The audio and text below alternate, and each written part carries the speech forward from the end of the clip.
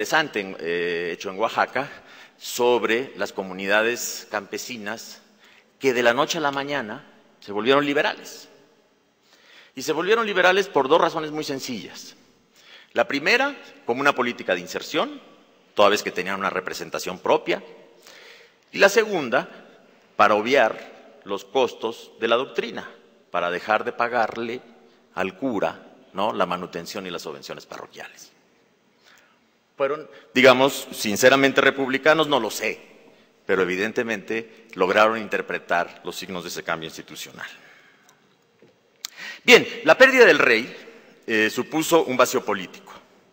Y aquí la incompetencia para hacer un nuevo compromiso creíble de las élites dejó un enorme hueco que habría de ser en gran medida cubierto por instituciones no consensuales sino represivas. Como ustedes saben, en 808, una élite, un grupo pequeño del Consulado de Comerciantes dio técnicamente un golpe de Estado. Es decir, tomó preso al virrey, lo acusó de dispendio, lo acusó de corrupción, lo cual no era ninguna novedad porque era algo característico de todos los virreyes que iban a gobernar y a rescatar su inversión. Sin embargo, fue la ocasión para asociar el vacío del monarca con el vacío del virrey y procurar rellenarlo o cubrirlo con esta nueva representación. Sin embargo, esto creó una gran incertidumbre. Algunas noticias podrían ser detenidas en Veracruz o en Acapulco, fundamentalmente las noticias que llegaban a Veracruz, pero otras no. Y la evidencia de que esto no pudo ser contenido es el hecho de que después del golpe, el nuevo virrey va a formar una junta de seguridad y buen orden. Y esta junta, que tenía en principio el objetivo de contener las probables protestas regalistas de las minorías, se convirtió más tarde en un tribunal que perseguiría delitos ya llamados entonces políticos. El hecho que esta institución, que existía en 804, pero que en 808 va a adquirir una nueva configuración, que va a perseguir el concepto moderno de delito político, asimilado a la vieja figura de lesa majestad, va entonces a permitirnos acercarnos a algo que podríamos caracterizar como este doble miedo. El miedo al contagio, el miedo a las ideas perversas, se llamaba en el decreto de formación del propio consulado, y por otro lado, el miedo advertible a que las figuras reemplazadas, el monarca señaladamente a nivel popular, tenían que ser rescatadas. Del Humor nos recuerda que no solamente los individuos considerados de manera aislada, sino también las colectividades y las civilizaciones están permanentemente embarcadas en un diálogo con el miedo. Canetti nos sugiere que el miedo de los hombres tiene que ver con lo desconocido. Y el miedo de la época, entre 1808 y 1810, está dado precisamente por desconocer lo que está ocurriendo. Esta junta, y aquí me dedicaré más a, si tengo oportunidad, de plantear un par de casos, un poco para aterrizar todo esto y darle la voz a los procesados de la época. Esta Junta Auxiliar de Seguridad y Buen Orden tenía una función esencial, ¿no? Decía, por un lado, establecer una corte con las élites, aquellas que estaban con el golpe de Estado, y quienes no estuviesen, entonces, disciplinarlos. En el bando de Constitución se establecía que la función sustantiva de esta Junta era preservar de cualquier contagio los puros sentimientos generales de unión, orden y fidelidad, animados por un odio santo a las perversas maquinaciones del enemigo. Por el amor más justo a nuestro desgraciado monarca, se referían evidentemente a Fernando VII, y por la sumisión más respetuosa a la sabia Junta que gobierna, la Junta de Sevilla, la nación en su real nombre. Era una conexión entonces, como nos lo mostró en su momento el profesor Anderson, a este vínculo, a este péndulo ¿no?, de escenarios de disidencia, americanos en un momento, españoles en otro momento, etc. El tribunal se había propuesto proceder en contra de todos los que intenten alterar, decía, estas solidísimas bases de felicidad pública. Me refiero, por supuesto, a la unión, al orden y a la fidelidad. Sean cuales sean, decía, los medios de que se valgan, sin excepción alguna de clase, estado o fuero. Es técnicamente una ruptura del principio de privilegio que se expresa en esta reacción, digamos, miedosa, en esta reacción de las élites novohispanas. Hay el interés, evidentemente, de establecer un nuevo código de obediencia, y este código de obediencia, en ausencia del rey, no iba a reparar en privilegios, no iba a reparar en el viejo orden corporativo. Nos gustaría, si ustedes me lo permiten, plantear dos casos de el acervo de esta Junta. Es un acervo de alrededor 1.500 volúmenes, hay, no sé, unos 5.000 casos interesantes, y constituyen, Eric Van John ha escrito un texto, The Other Rebellion, constituyen un gran fresco sobre todas las formas de disidencia y de participación a nivel popular y a nivel de las élites. Es un acervo sensacional. Aquí yo me voy a ocupar solamente de dos casos. Uno de ellos tiene que ver con este juego, este miedo que nos dice Delumeau, entre obediencia y disidencia. Este miedo con que un discurso de obediencia está construyendo el discurso de la disidencia.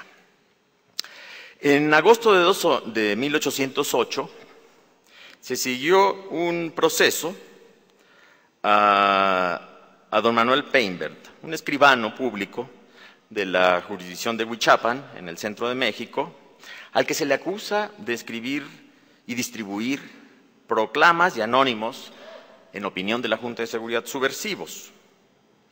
Fue procesado en 1809 por la denuncia del párroco de su pueblo.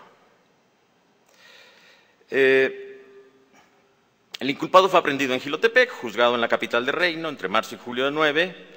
Desde luego negó su responsabilidad, pero no es lo más importante eso, sino que entró en un proceso de defensa de sí mismo que lo llevó a negar por locura lo que decía que eran sus argumentos. ¿Qué suplía este personaje? El vacío de información. ¿Qué escribió? O por lo menos, ¿de qué fue acusado? Acusaba a los españoles, a los gachupines, de la corrupción, no del virrey, sino del sistema, porque lo que privaba era la venta de oficios, según él. Y el rey era la cabeza de este proceso de corrupción. Y decía que como su plaza es por término vender subdelegaciones y empleo para saciar su codicia, y de cada uno de estos y los compradores, ¿qué amor ha de tener este vasallo, ni a aquel, pues a más de tiranos, no es señor natural, ni premia el mérito del hombre? Tres elementos fundamentales, si se fijan en una combinación en este discurso, ¿no? Por un lado, lo que toma el discurso de la élite, dice: la venta de cargos, la corrupción que representa el virrey es una corrupción del conjunto del sistema. Dos, no es un señor natural. ¿Dónde está la fidelidad, el vínculo fundamental que vamos a tener con él? Es ajeno.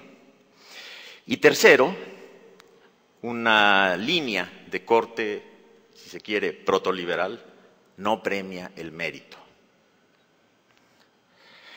En un segundo discurso, los papeles acompañan al expediente, se refería a lo ocurrido en la Junta de Sevilla,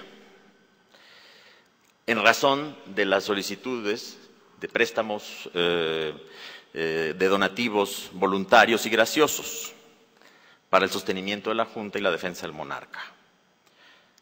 Decía Peinbert: ¿a quién debemos de contribuir y tolerar como hasta aquí? Los criollos y gachupines que habitan aquí serán vasallos de los vasallos de España y estaremos a su elección. ¿Qué derecho usa toda nación del universo mundo de querer ser independiente que en el criollo es crimen? Los criollos son reflexivos y deben ver que hay muchas familias que tienen un padre gachupín, otras que tienen una hermana casada con gachupín y parentesco que es consiguiente, otros que tienen muchos amigos y podrá verse con indiferencia una guerra de criollos y gachupines. Los primeros procurando su bien propio y el de los segundos, quienes a porfía y con las armas en la mano quieren sostener su infelicidad y la de los otros. Un discurso extraordinariamente, me parece, elocuente de la independencia respecto a esta visión diádica que la historiografía ha marcado del conflicto entre criollos y peninsulares. Hay un fondo, mucho más en esta cultura popular, mucho más elocuente, transparente, que pone en una misma condición a criollos y peninsulares. Sin embargo, en ese documento también habla de una suerte de conciliación. Dice, para los criollos y por las razones dichas, debe ser indiferente que nos gobierne gachupín o criollo. El golpe fue realizado por criollos. Y para el que no lo fuere, que piense en que en gachupín engendra criollo.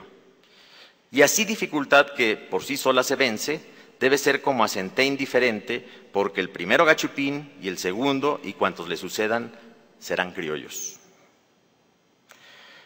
Hace una analogía sobre la identidad colectiva fijada en esa ambigüedad de condiciones étnicas.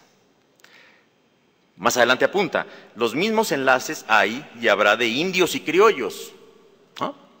Una ecuación difícil que más tarde se demostró que más bien fue la representación de la dirigencia insurgente. Y si no, diga qué criollo no tiene de gachupín e indio. Las comodidades son comunes a indios gachupines y criollos, y así diremos, todos somos indios, y lo dijo mucho antes que Marcos. Todos criollos o gachupines, y todos caminaremos a un fin, y si nos desunimos, seremos víctimas unos de otros, y el enemigo, quizá aprovechando la ocasión, nos hará más infelices y conquistará con facilidad el reino. Y así, abrid los ojos y reflejad en el principio miedo y fin que nos haremos dichosos y fuertes, irresistibles unos con otros, siendo obedientes y dóciles a cualquiera que se nombre por cabeza o cabezas soberanas si fuese junta. Bien,